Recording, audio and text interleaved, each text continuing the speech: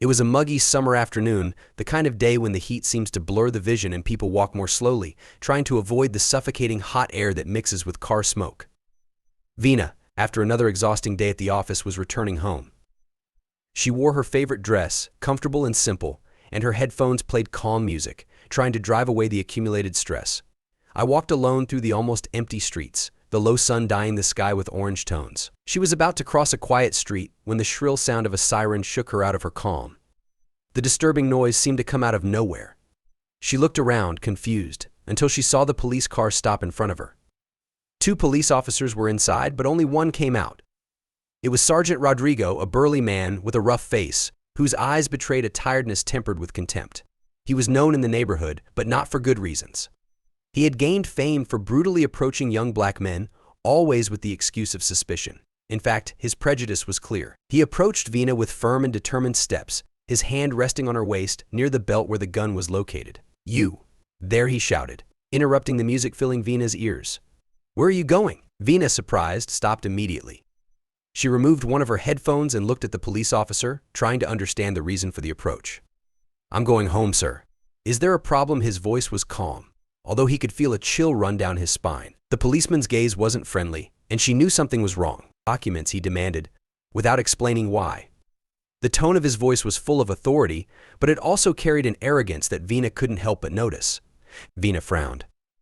She knew she was being stopped for no reason, and frustration began to rise in her chest. However, he controlled himself. She had learned early on that in situations like this, the last thing she could do was lose her cool. "Why are you stopping me?" "I didn't do anything wrong," he asked, as he started to get the documents out of his bag. "Show me straight away," he replied impatiently, not bothering to answer her question. He took the document from her roughly and examined it quickly. His eyes scanned the paper, but it seemed like he wasn't actually reading it. He had already made his judgment the moment he saw her. Vina Alves," he murmured, as if the name had a weight, but it didn't matter to him. "What are you doing walking around here alone at this hour?" "I work nearby." "I'm already on my way home," she replied, trying to remain calm. But the discomfort was growing. The way he looked at her, as if she were a criminal about to be caught, repulsed her. Rodrigo threw the document back at her with a sharp gesture. "That doesn't convince me," he said, his voice dripping with disdain. "What are you hiding? You have drugs, don't you?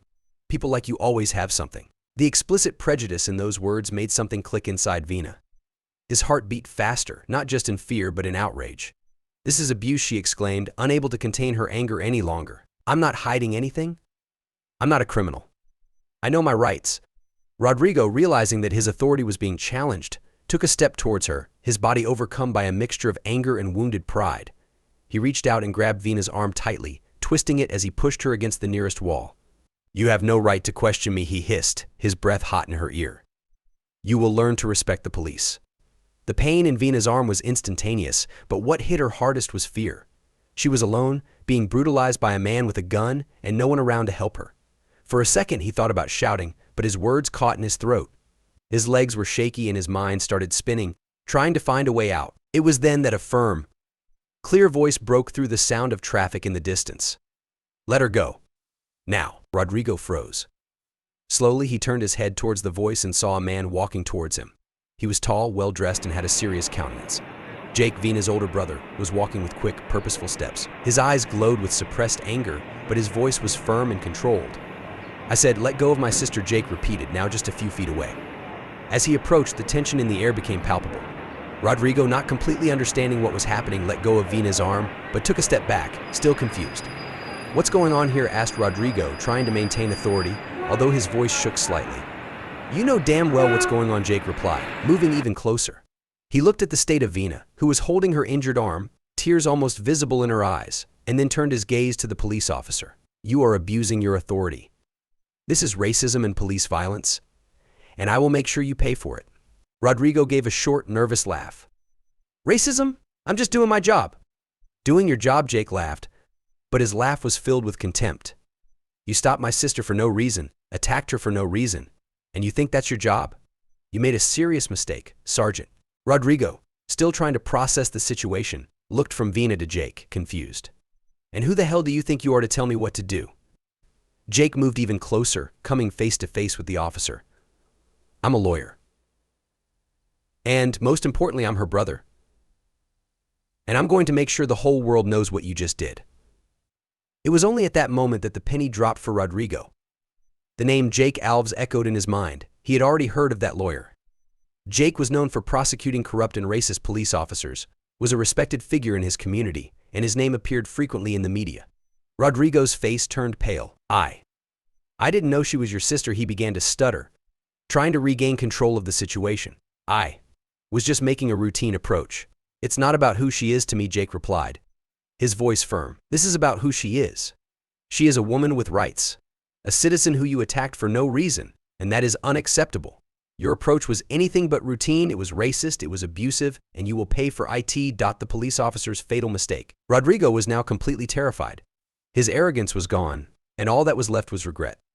"I may have made a mistake," he said, almost in a whisper, trying to avoid Jake's piercing gaze. "It's not just a mistake," Sergeant Jake replied. He took his cell phone out of his pocket and started filming.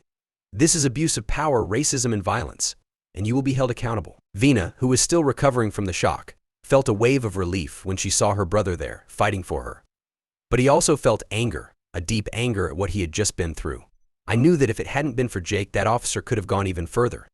As Jake continued filming and Rodrigo stammered out apologies, a small crowd began to form. People passing by on the street stopped to see what was happening.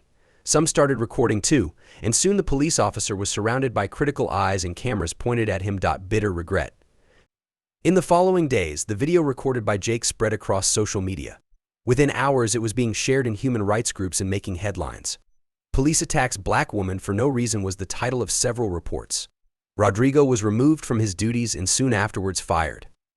An investigation was opened, and his name was tarnished forever. Vina, on the other hand, became a symbol of resistance. Along with Jake, she appeared in interviews, telling her story, denouncing the abuse that so many Black people face daily on the streets. Vina's courage and Jake's determination showed the world that racism cannot be fought with silence and fear alone. It was necessary to expose abuses, demand justice, and, above all, fight for changes that were deeper and more permanent. Vina's life changed drastically after the incident. Before, her routine was like that of many other people: a stable job, a predictable routine, and a constant desire to go unnoticed, avoiding confrontations and dangerous situations. But now she could no longer ignore reality. Her own experience became a wake-up call for a greater struggle, a fight for the dignity and rights of all who, like her, faced prejudice, violence, and injustice on a daily basis. At first, Vina didn't know how to deal with the attention she was receiving. Reporters called, activists reached out to her, and her name was in headlines across the country. Jake, ever the protector, was by her side the entire time, guiding her on how to proceed, helping her prepare for interviews, and keeping her strong in the face of pressure.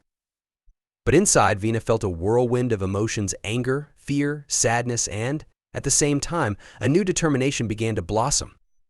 When Vina was invited to speak at a conference on human rights and racism, she realized how much her voice mattered. Sitting on stage in front of a full audience, she remembered the moment she was grabbed by Rodrigo on that sweltering summer afternoon. The fear that dominated her then was now transformed into an unexpected strength. "I'm not just here for me," she said into the microphone, her voice firm and decisive. "I'm here for everyone who has ever been stopped unfairly, who has ever been humiliated and abused simply for being who they are. What happened to me is not an isolated case. Racism is ingrained in our society, and we all need to do something to change it." Vina's words reverberated in the room, and she saw emotional faces and looks that, like hers, carried a load of pain and resistance. Many had gone through similar situations, but few had had the chance to report it, to be heard. Her courage served as a beacon to those, like her, who were afraid to speak out. After the conference, Vina began working with organizations fighting racism and police violence. She participated in awareness campaigns, was invited to debates, and helped create support networks for victims of police abuse. With the support of Jake and other lawyers, she began giving talks in schools, explaining to young people their rights and how to protect themselves when approached by police. Vina's fight was now the fight of many. The impact of his story was so great that the case against Rodrigo became one of the most discussed in the country. With public pressure and media exposure, the police officer was unable to escape justice. He was convicted not only of abuse of authority but also of racism, and his sentence became an example for other similar cases. That decision was historic and showed that, with resistance and unity, it was possible to change the course of an unjust society. Vina, who had once thought of being just one of the crowd, became a leader. Her story was no longer just about a sweltering summer day and an abusive police officer. Now, it was the story of a woman who decided not to remain silent, of a brother who used his knowledge to protect and fight for justice, and of a community that, united, managed to overthrow a structure of prejudice. In the following years, Vina continued her path of activism. She wrote a book recounting her experience and detailing the many forms of structural racism we face every day. The book was a success, read by thousands of people who saw themselves reflected in its words. She also founded an NGO that offers legal and psychological support to victims of racism and police abuse, helping many others face injustice safely and effectively. Time passed, and the memory of that traumatic encounter with Rodrigo faded a little, although it never completely disappeared. Vina still felt a tightness in her chest every time she saw a police car, but now she knew she wasn't alone. She knew that she had built something powerful from her pain, and that her story would continue to inspire others for many years to come.